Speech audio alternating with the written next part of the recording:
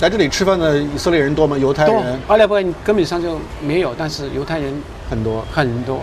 我有几十年的客人，几代人都在我这里吃饭。当时79年来说，这里危险吗？这里问题多吗？以色列一直都有问题。到今天为止，昨天为止都有问题。这个阿拉伯世界的冲突，几次以色列的战争我都在这里。1982年就是打黎巴嫩。打黎巴嫩，对。那个时候打黎巴嫩的时候，很多人，美国来的，其他国家来的犹太人，他们在街上里被等，以后就有车子把他们送走，送到前线去。我问他们我自己愿意来的。这边也有自杀性爆炸嘛？很多，这个我亲眼看到的。在哪里？什么样子？这里39号。39号。这旁边那里。晚上也是爆炸了，他2个公交车啊。他等那个公交车到站的时候，这个公交车到站，那个恐怖事引爆2个公交车的人，死伤很多人。他爆了以后，还有第2个人看到你们很多人在这里，第2个人进来爆了。什么时候爆炸最严重啊？一直都有。我们都已经怕。现在是少一些了，是吧？没有了，根本上没有。现在没有了。就因为建那个墙，是不是？是，很有效，是吧？有效。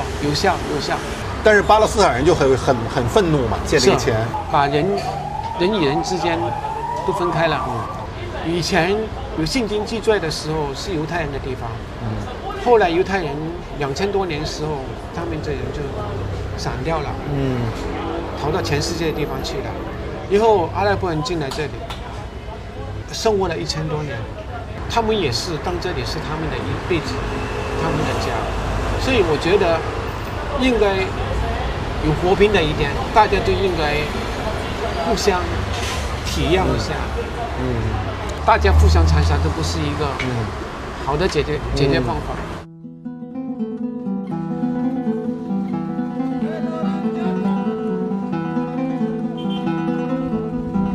哇，这么高这墙，比那个柏林墙高多了。对啊，高太多了。这得有什么8米、10米高。耶路撒冷是一座有着3000年历史的古城，也是犹太教、基督教、伊斯兰教的发源地。有一个小平台，你望出去，居然可以看到2个宗教的地标性建筑物，一个呢是西墙，一个呢是金顶。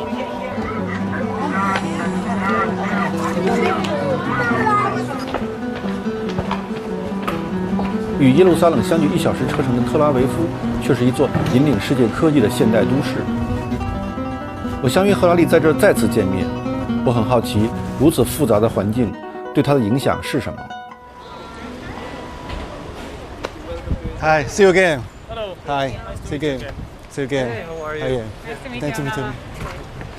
So where to go? We need the car. Yeah, we are ready. Yeah, please.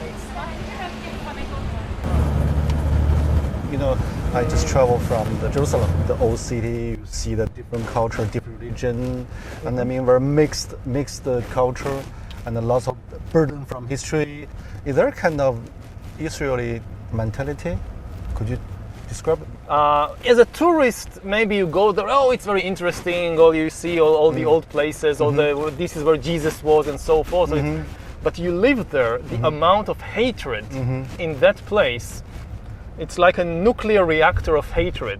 You know, religion can be a wonderful thing, but when you live in Jerusalem, you realize that it can be a terrible thing. Yeah. How much hatred and anger.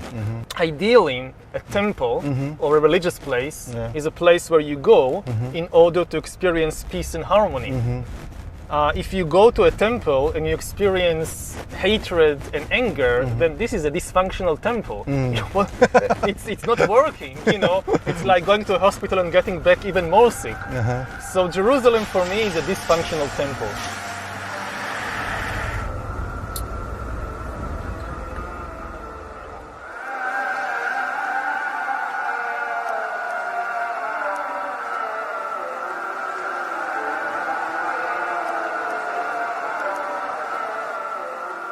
How this kind of things shape your mind, shape your...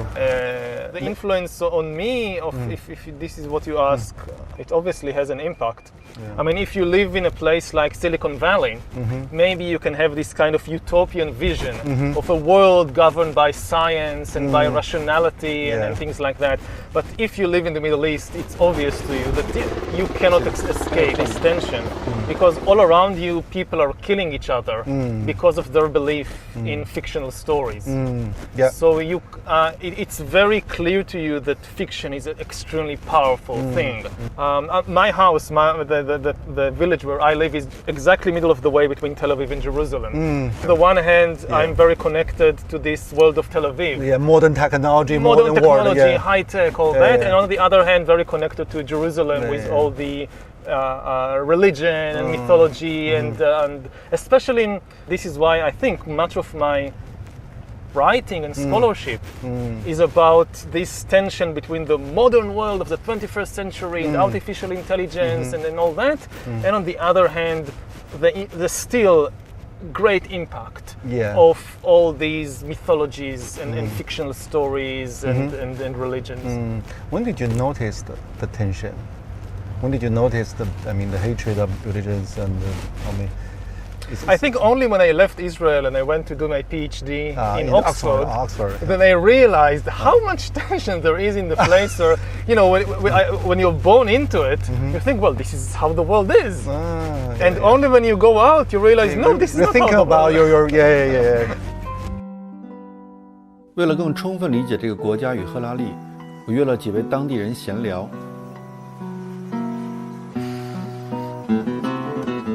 我的朋友王石正在以色列游学，他与我一同前往。007那个谍战片这个行业，对。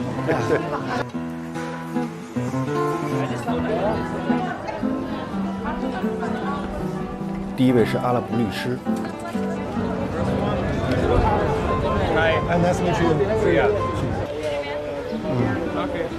How do you think about the Jewish people? I mean, the Jewish come back, take the city, they become a new authority. Is understanding or for you not? For me, I don't have a problem with the religion about the Jews. And they was living here before the occupation, and we have places that they are neighbors of the Arabs, and they don't have any problem with the Palestinian here before the occupation. When they kick them out from Europe and receive them, and later they are get of this country. But after, it's became the problem. When I talk with the Israelis, most of the people, they have this stereotype. We really feel that. When they talking with me, are you real Arab? Yeah, I am Arab. Are you born here? Yes, I am born here. You know, here, the thing that it's helped me to live here in Jerusalem, it's how I look. According to the stereotype of the Israelis, I'm not look like the local people. The local people have to be dark-skinned, not handsome person, and also my accent is good in Hebrew. You speak Hebrew? Yeah, of course, because I'm lawyer. And in a good accent. So what's your nationality? Nationality, I don't have any nationality of any country. It's just residency. If I pass something, if I travel more than 3 or 7 years out of Israel, so they can get the ID, my ID. It's mean they can kick me out anytime. Like that we live. Do you have any solution? I mean, actually, I don't see any solution. I am born here and I love this country. I will not pass to anywhere.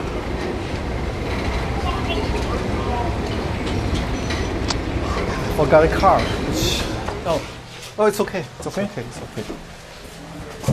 When did you arrive? Sorry? When did you come to Israel? 2 days ago. Oh, 2 days ago. So you've been around. Yeah, spent 1 day in Jerusalem and here. Yeah, come here. Yeah. You're much more relaxed than in China.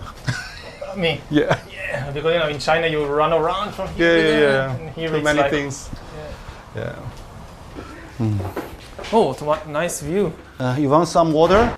Yes, Some water would or- be nice.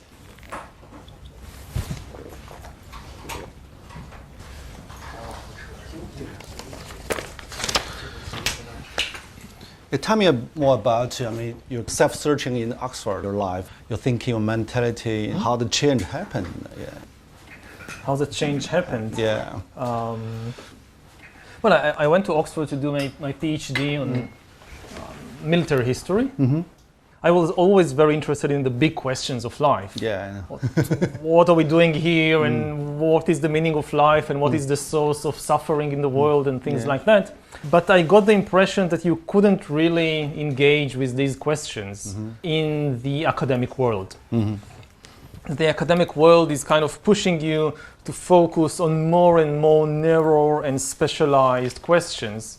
On a parallel track, I'm personally very engaged and interested in these big philosophical questions. Big tension for you. Yeah, when I got my tenure at the university, I felt that, okay, now I'm kind of secure. Now they can't do anything to me. I'm some terrible crime, like you murder the dean or something, they can't touch you. Yeah.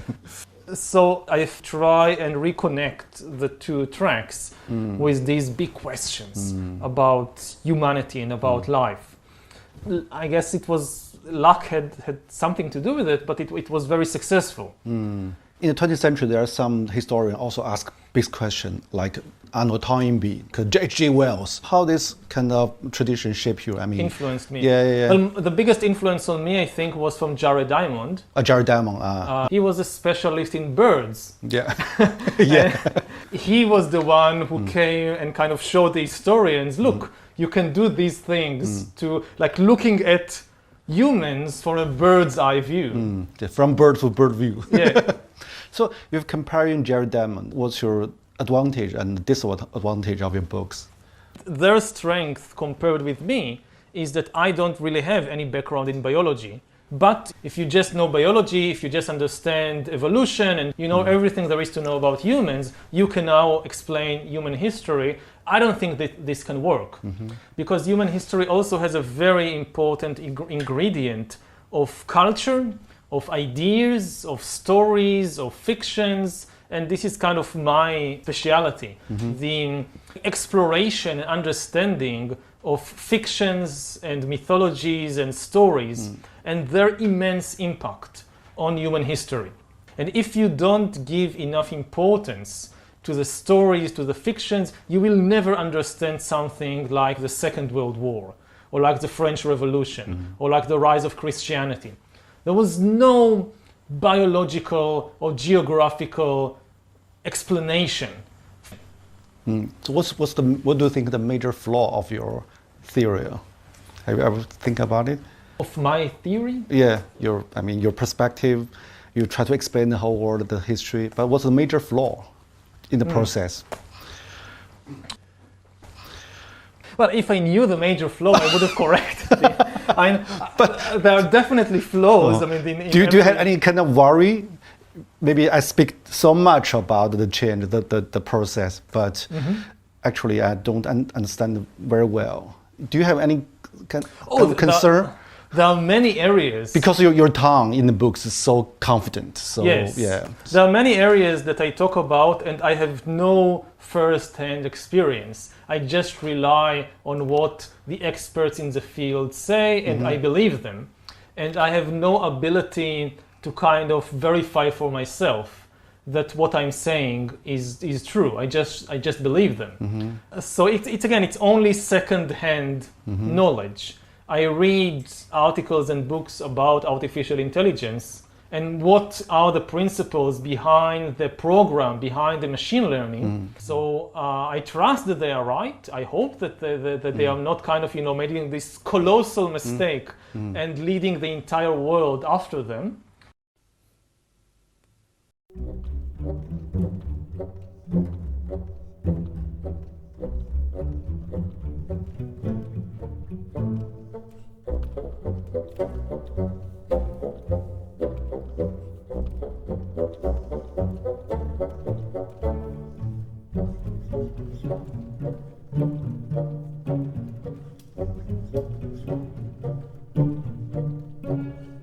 Sit. Yes. Yeah. Okay. Come. Welcome.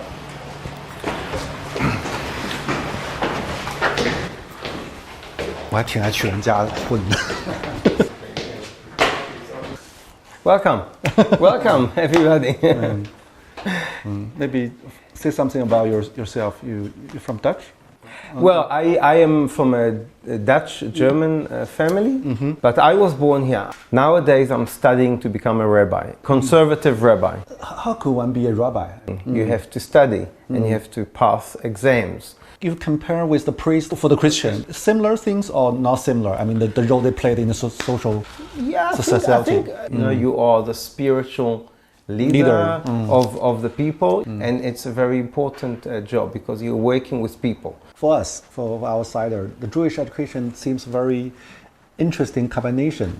On the one side, it's quite religious. You stick some everlasting truths. On the other side, the Jewish people seems very open to new technology, new knowledge. So how to explain the combination of this kind of paradox? You know, if you read the Talmud, you can see in the Talmud that they already were very much open-minded. They had already broad knowledge. They didn't say, oh, we only have to confine ourselves to one knowledge, which is the Jewish. We have to understand everything because life is about everything. Talmud is a lot about discussions, open discussions. We bring different ideas and, oh, you heard a story that came from another country. How do we relate to that story? Is it relevant to us? I think that in the Jewish philosophy, and you have to listen to everything, understand other cultures, other people. 2,000 years ago, we were fighting amongst ourselves. And because we were fighting, you know, there were splits in the people, the temple was destroyed.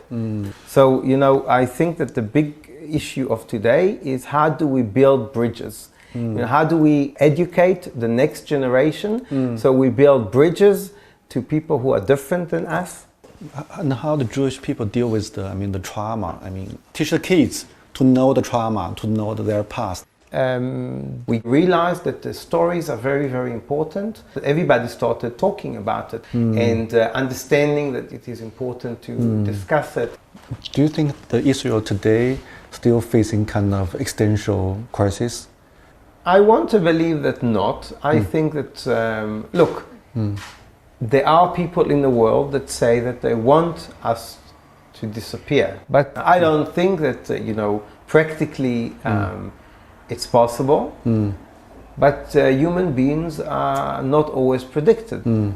What we learn from history is that human beings, that people, never learn from history. So history can often repeat itself because we just don't learn. So we don't look with open eyes of what happened only a few years ago and say, okay, let's do it differently. So I don't know.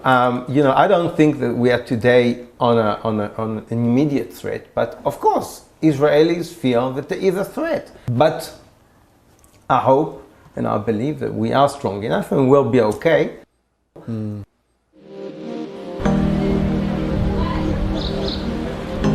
在以色列，宗教深入人们的生活，不同教派主张各异。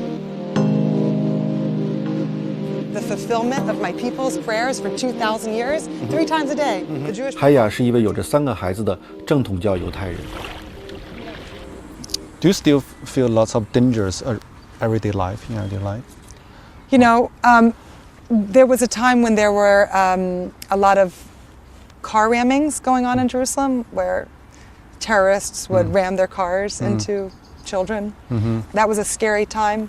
I was, you know, my kids would go to school in the morning and I would literally cry with fear. That's not been happening in the past couple of years, so it's a quieter time right now. So I don't feel fear. I let my kids roam around freely.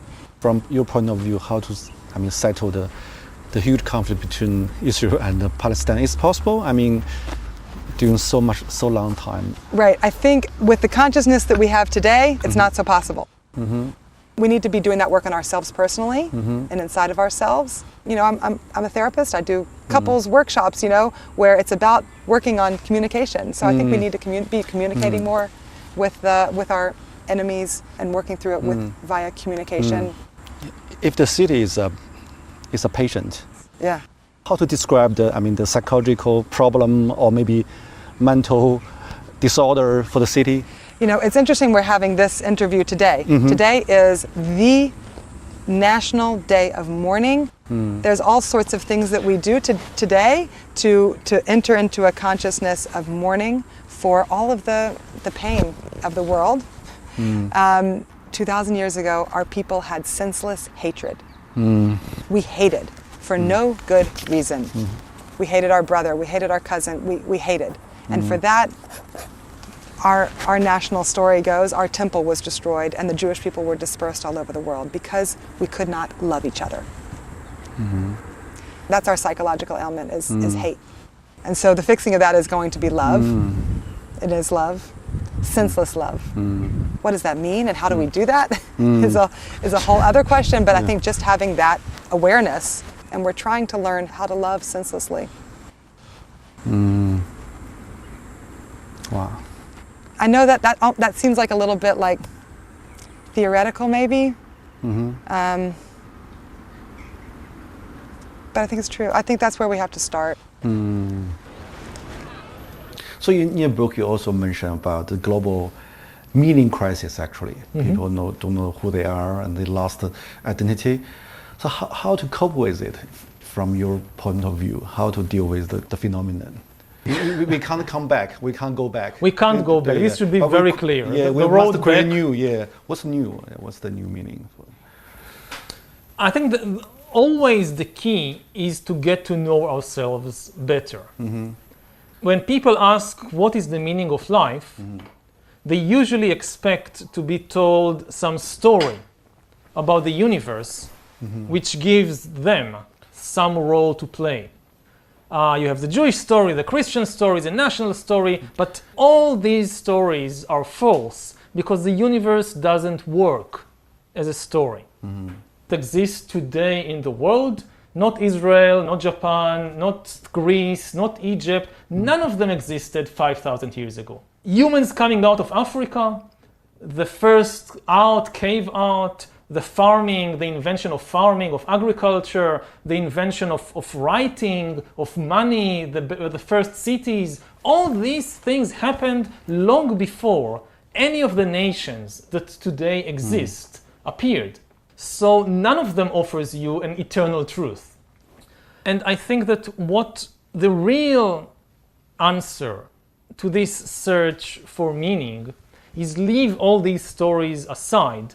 And the key thing is to really understand the reality about yourself. So there are many tools to do it, from meditation to the tools of science, that to really explore what is the body, what is the brain, what is happening within me. If you really know the truth about yourself, I don't think that you need any of these stories anymore. So you say you must create your own story. No, you don't create your own story. You search for the truth about the reality about yourself. But you said the whole history is about story, but how to see the reality. But people never live in the kind of true reality, mostly fictional. Yes, as I said, in order to live in society, in order to have a functioning social order, you must have all these kinds of stories. They're useful as tools. You cannot build societies without a story in which people believe. But it's the same in the case of entire nations and religions. You can't organize millions of people together if they don't agree on some common story and common laws. So we need these things. But they are just tools. They are not the ultimate reality. If you mistake these imaginary stories for the ultimate reality, then you will never know the truth about yourself, and you will start usually sacrificing people for the sake of imaginary story, like what is happening in the Middle East all the time. 它算一种启蒙啊，让你想这些问题 ，AI 什么问题，但是大部分情况下大家不会真的想嘛，大家只是盲从某种新的说法而已，新的流行而已，它不是催促你更更复杂性的思考，或者说要面对自己的很多问题。它更像是一种抚慰剂的方式。启蒙还是要很多自我发现的觉醒。你看那个乌鸦在上面，下面卧虎藏龙，哇，好漂亮！你从建筑形上显然它是有点博采众长，就有点和像他要把其他的宗教大同是吧？全大同在这里。